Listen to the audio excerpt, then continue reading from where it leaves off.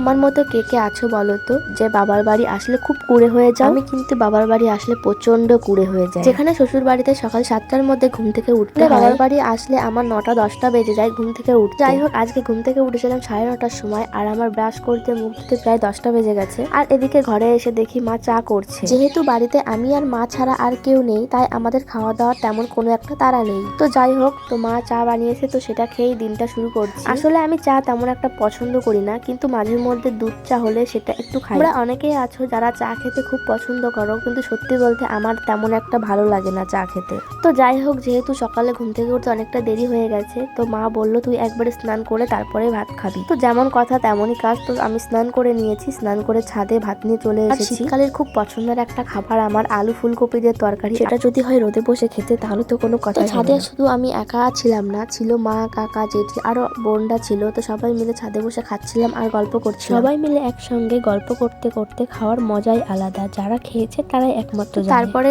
খাওয়া দাওয়া করে আমি একটু ঘরে শুয়েছিলাম। তো তারপরে 2-3টে টাইমে আমি ছাদে এসেছি, আর এখানে বসে কমলা লেবু ছাড়িয়ে খাচ্ছিলাম। নিজের বাড়িতে আসার একটা আলাদাই মজা। কোনো কাজ থাকে না, কিছুই না, শুধু খাও, ঘুরে বেড়াও, শুয়ে থাকো, কেউ কিছু বলার নেই। তার মানে এটা না যে আমি শ্বশুর বাড়ির নামে দুর্নাম করছি। আমার শ্বশুর বাড়িতেও আমার তেমন কোনো কাজ করা লাগে না। শাশুড়ি মাই বেশিরভাগ সব কাজগুলো করে রাখে। তো যাই হোক, তারপরে আমরা তিনজনে একটু ছাদে বসে রিলস করছিলাম।